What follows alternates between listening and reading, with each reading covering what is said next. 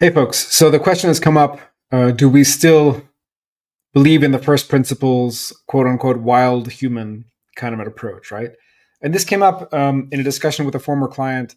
It's a client who's done really well over the years since I first worked with him. He was one of my first clients, so I got my registration 2021. And he was someone who definitely benefited a lot from working with me in those early days. And he was asking, well, what's changed really? And I had to think about that one because it's actually some things have changed, but not really in the way that he or many people were expecting to think.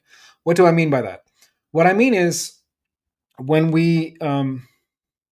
or let me just talk about myself. So when I did my nutrition certification, when I was doing all this studying and so on, when I was learning about mitochondria and insulin sensitivity and glucagon and glycogen storage and so on, I um, I was humble. I mean, I'm still humble, but I was also kind of nervous. Like I was not very um, sure of myself, right? Because what I was saying seemed to go up against all the experts or a lot of the experts, right?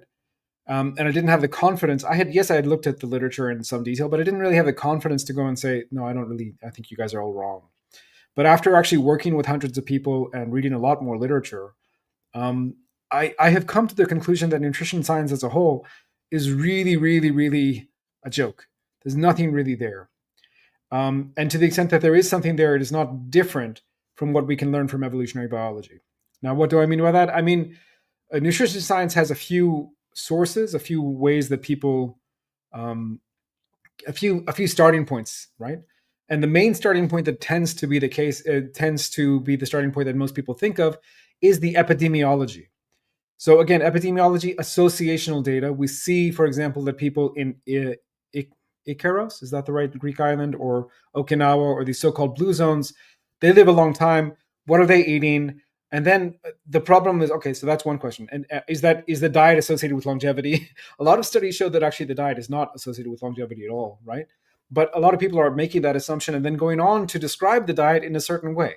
Anyone who describes the Mediterranean diet as a vegetarian friendly diet or a mostly vegetarian diet, I would argue has never actually been to those Greek islands, because I've been to those Greek islands as a vegetarian and I did not do well, right? It was not easy for me to find food as a vegetarian on just as a tourist in some of those places, right? And I'm talking about a long time ago. So, you can say, people will say, no, it's changed and et cetera, et cetera. No, I'm talking about the 1980s when they were eating traditional diets. And it was very difficult for me as a vegetarian teenager, or I guess 1990s.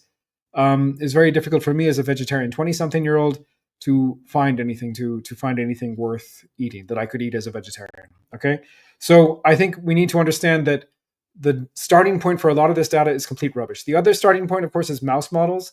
Mouse models actually tell us stuff. I think they can tell us quite a lot, but again, it depends who's interpreting the mouse model. What are we learning from mice models? At the level of diet, we can say that mice are suited, for example, to a vegetarian grain-based diet. Like that's what they seem to have evolved to eat, right?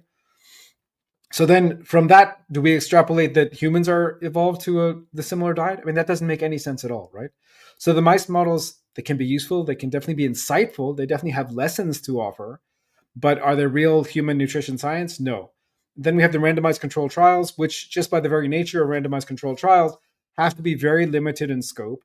And sometimes they're not that well designed. Sometimes to their credit, there are people who have designed very good randomized controlled trials, providing food, providing even coaching and support for different dietary changes and so on. So all that stuff is interesting, but is it conclusive? It's very far from conclusive.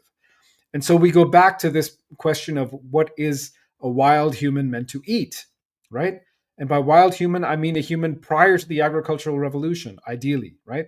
I mean a human who, because our DNA hasn't changed in 300,000 years or more, hasn't changed significantly, right?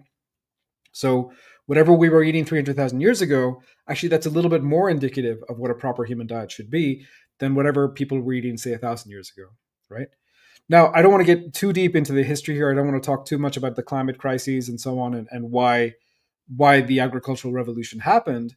But I think it's just important to note that the evidence base for the theory that humans are basically fativores, like whatever you want to call it, like lipivores. That's the word that Amber O'Hearn uses. the evidence that humans are lipivores, meaning that we get a significant percentage of our calories is not the right term, but we get most of our food in the form of fat, in the form of animal fat. The evidence for that, the evidence base for that in the anthropological, paleoanthropological, archaeological literature, the evidence for that has only grown. It has only been supported since that theory was first put forward about 15 or 20 years ago. Okay. And that's what we see. Good theories tend to get, the evidence base tends to grow. The bad theories, like the cholesterol theory, the evidence base tends to shrink. It doesn't tend to hold up very well. These theories become easier to disprove, right? So in that context, if you're asking me what's changed is that I have less patience for the Chris Gardners of the world. I have less patience certainly have less patience for the vegans, but less patience even for the mainstream nutrition scientists who point to the needing a balanced plate and limit our carbs but above ground greens. Now, these are all things that I may recommend. Sorry, if you're a client and you've heard me say these things, don't ignore it. It was what you needed to hear at that point in time. And it may still be the right diet for you. I'm not talking about the right diet for you necessarily in this talk. I'm talking about the best evidence base for the proper human diet, which is a diet that, as far as we can tell, is not exclusively carnivorous, but 70 or 80% of the food was coming from meat, right? And of that meat, 70% or so was coming from fat. And we know that because there were giant animals walking around, the so-called megafauna, and that's what humans were hunting right up until 12,000 years ago when the agricultural revolution happens. Okay, so those are my thoughts. Have my views changed? Yeah, they've changed in the sense that I have less tolerance for the BS, less tolerance for the nonsense. If you're going to give me scaremongering about cholesterol or whatever, I have no patience for you, zero, because the evidence is so clear that we can't make those statements, right?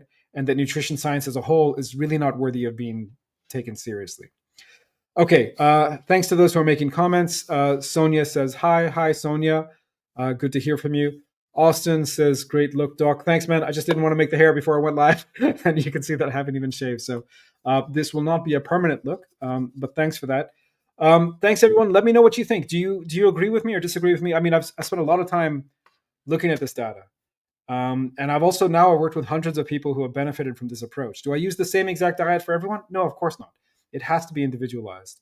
But the principles are the same. We're trying to get people on a species appropriate diet, which is a hypercarnivorous diet. And we're making slow moves in that direction, pretty much in 100% of my clients, and pretty much 100% of my clients, 100% of the clients who actually stick with it and actually follow through do see benefits. Do they see all the benefits? Do all their health problems go away completely? No, but a lot of them do, and they all see improvements, right? So those are some thoughts. Let me know your thoughts down below. Have you benefited from this approach? Are there other approaches you benefited from? Let me know. I'd love to hear from you. Thanks, and I'll see you in the next one.